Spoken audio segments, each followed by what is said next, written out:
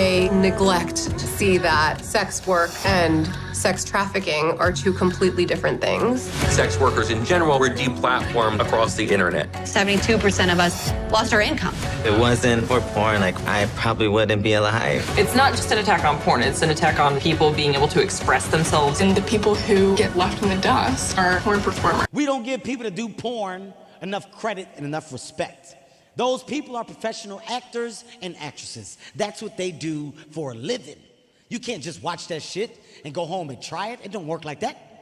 That's like watching a karate movie, going outside, getting in a fight, telling everybody to back up so you can roundhouse kick this.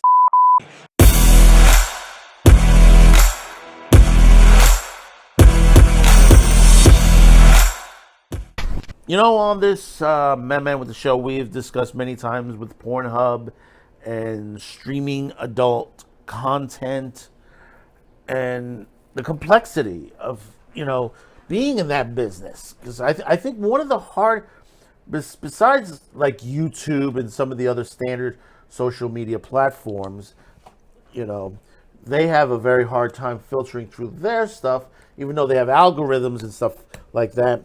But I think one of the most hardest jobs, I think, is moderating over porn sites. Because basically you have to deal with situations where, is this person legal? Is this particular video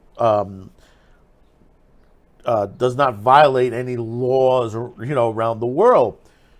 One of the jobs I had originally, part of when I started in the business, was quality control on videotapes, and that include porn, regular movies, stuff like that. And you had to look carefully for imperfections, creases in the tape. Make sure there was a beginning, a middle, and an end to the movie. That make sure that back then we were using 3/4-inch tapes. So on longer films, you had to use 2 tapes. So you had to do a switch off, which we had a machine that did that automatically from a signal, and we had to make sure that the cut was correct, that it wasn't just a jump cut where you could see it directly on there, where it wasn't really that good. But you can imagine getting to a point where, if your job is to look for porn of underage girls or boys, how hard of a time that is. Now, there is a Netflix documentary which was out last week, if I was not mistaken on that. It was called The Money Shot, the Pornhub story.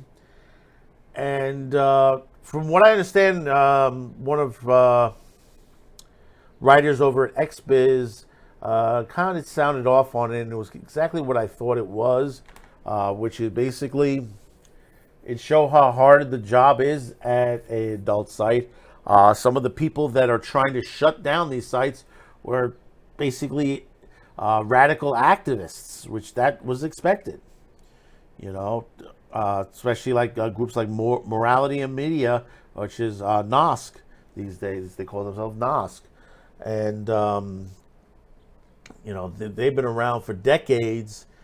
They just changed their name, but they're basically, what they're doing is censorship. It's pure censorship. Things have changed in the adult industry. More and more people that have joined the adult industry are doing it on their own. You have OnlyFans, and now you have even Playboy, which we'll be discussing on another video,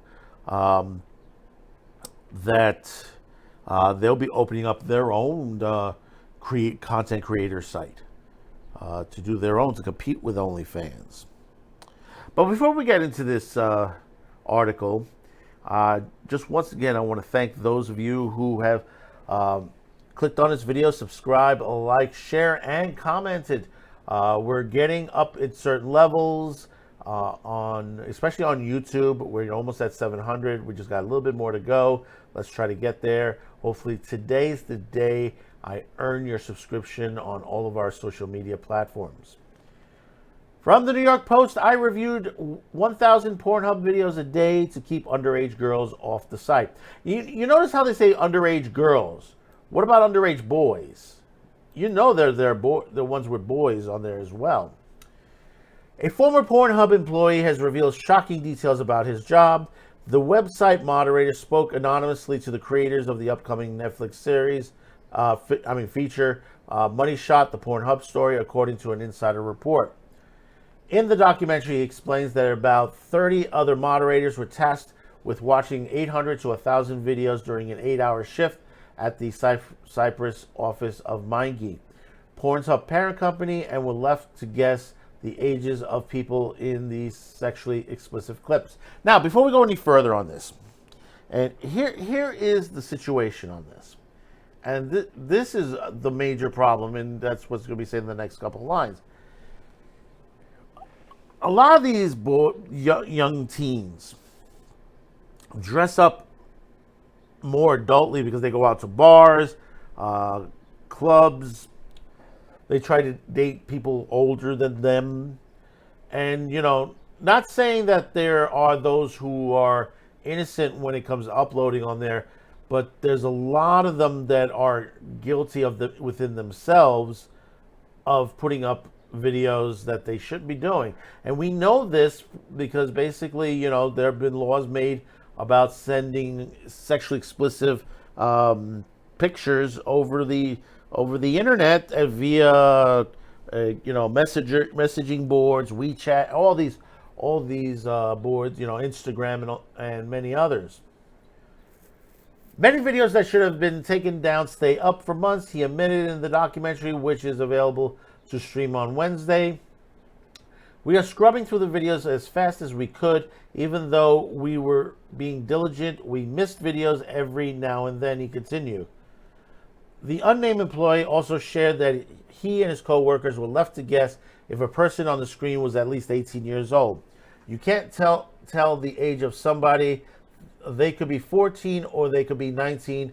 We would have to guess, he said, reiterating that it's really hard to determine someone's age from one clip.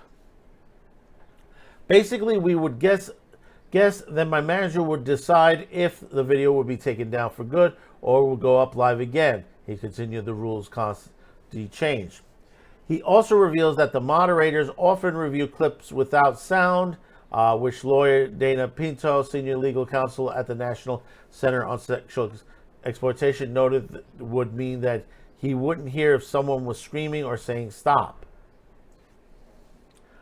I think the company would have done more to prevent certain things and only change some things that if it got in trouble, the former employee told filmmakers. Now, here's one thing about this. We're going to go back to this other line that the senior legal counsel says.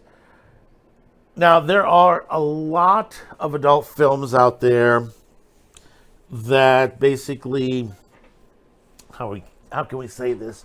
Not parodies, that they are sort of fantasy type videos.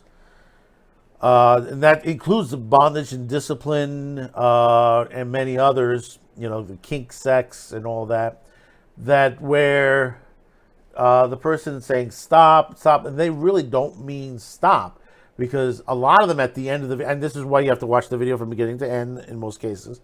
I know there's like a couple of companies that's smart that says at the end, they put the actress right there and says, listen, everything you saw is just part of a fantasy.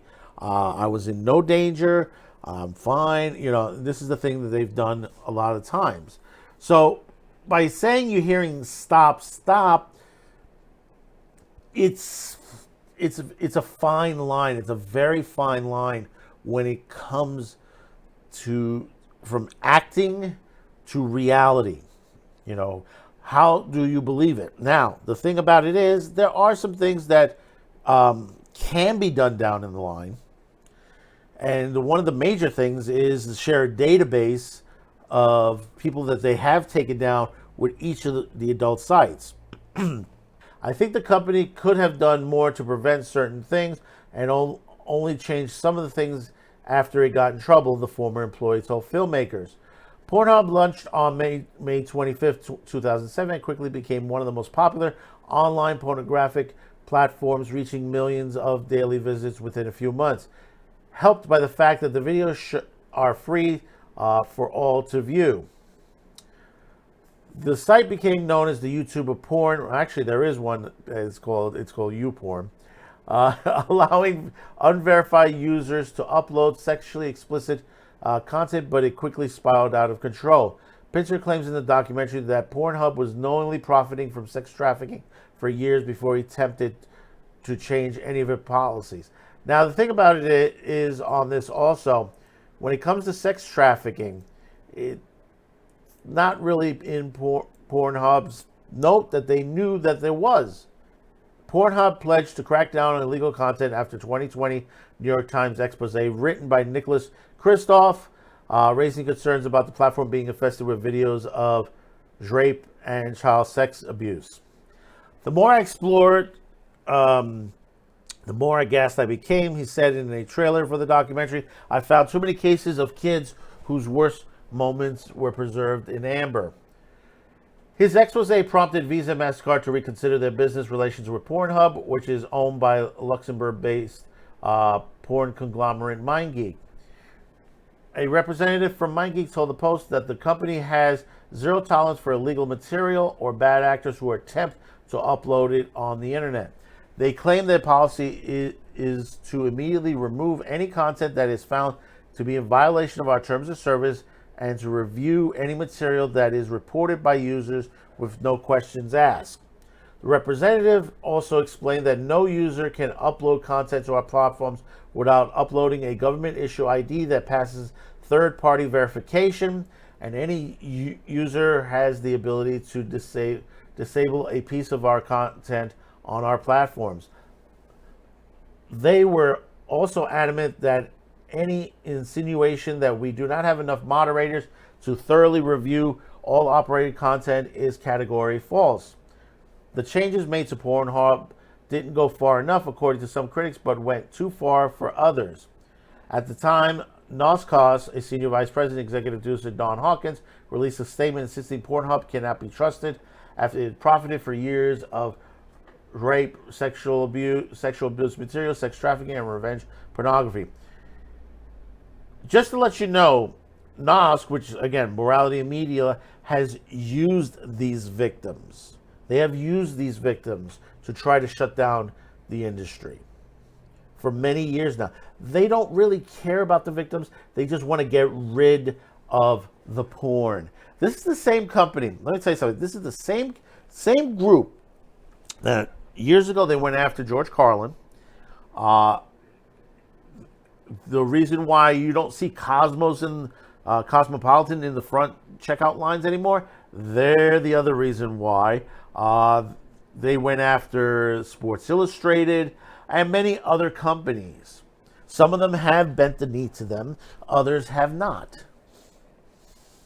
For a group that's trying to go after child sex trafficking, isn't doing a good job of it. What they're doing, they're not really going after the traffickers. If they would have been doing that, we would have had a lot more people arrested at this point. However, upsettingly, legitimate sex workers were distraught by some of the changes made to the site, claiming that they've lost all of their income and agency. They neglect to see that sex workers and sex trafficking are two different completely things.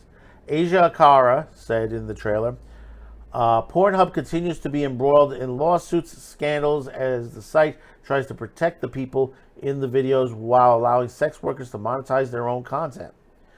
Money Shot will begin streaming on March 15th, which passed recently. Post reached out for Netflix for further comment, but has not really received an immediate response. But see, that's the thing. Remember, the groups that are pushing this are religious groups. These are, NOSC is a religious group, and many others that you've seen out there that you hear, whether it's on the Christian side, whether it's the Pentecostal, whether it's the Mormons. These are all groups that have been trying to shut down porn for quite some time now. In every business, there are good people and bad people, and porn is no different, and any other job is no other difference. But there are people out there that are trying to make money. to go on with their lives. And they find it hard and difficult with the work they is. And they found this particular outlet to make money so they can go to college and to move away from the adult industry and to, there's some that have become lawyers, accountants. What was it said? I'm trying to remember the line from Independence Day when they, Will Smith's love interest, she was a stripper. She goes, it was telling the wife of the president of the United States, there's nothing wrong with it. I'm paying for my son's education. I'm, paying for a home, and people need to start seeing that. There's a lot of men and women, and I'm saying this, men and women that are just trying to make a job of it and, make money so they can create their own company or maybe move on and educate themselves. Now, a couple of things, when you go on some of these sites, and I do flick on some of these sites on there are some small videos that are trying to verify the particular actress on there. They do like a verification video. So it's about short for about 30 seconds to verify themselves. And like I said, here's the thought pattern. Remember this, okay? There's money in this business. Do you not think someone underage would attempt to pretend to be over 18 to make money in this business? Think about that for a minute, and I'll tell you, absolutely yes, it has happened.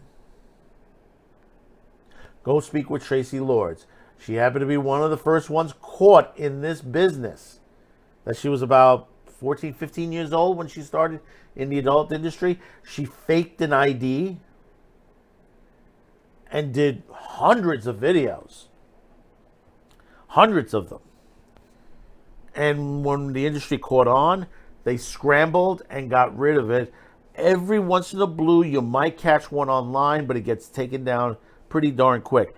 She does have some videos that are still legitimate from her 18 and over when she finished off her career and went on to do movies and TV series. I just saw her recently because I've been, if you've seen the Ken Wall Wise Guy TV series, she played a prostitute who was trying to convince a CIA man to leave the United States and run to Russia.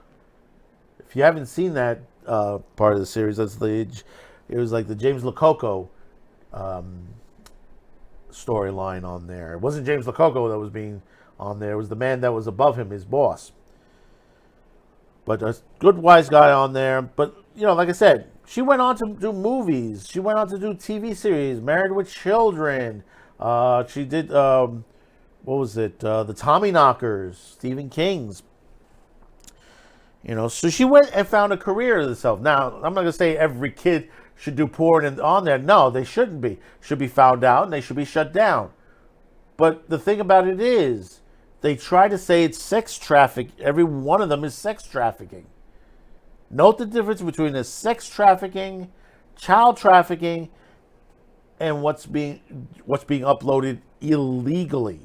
If Pornhub is checking IDs at the door, they can be faked as well. Pornhub will do as best as possible on there.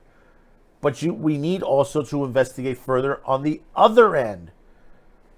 It's the same thing with, I was saying once with the Ron Jeremy trial, because one of the accusers was underage and supposedly was at a bar. What was an underage girl doing at a bar, which supposedly a lot of industry people were at, and it got real, the bar gets a little rowdy in there. Don't you think a lot of underage boys and girls, try to sneak into bars to have drinks, to have fun, to have sex? It does happen. Do we need to check on Pornhub and all these sites?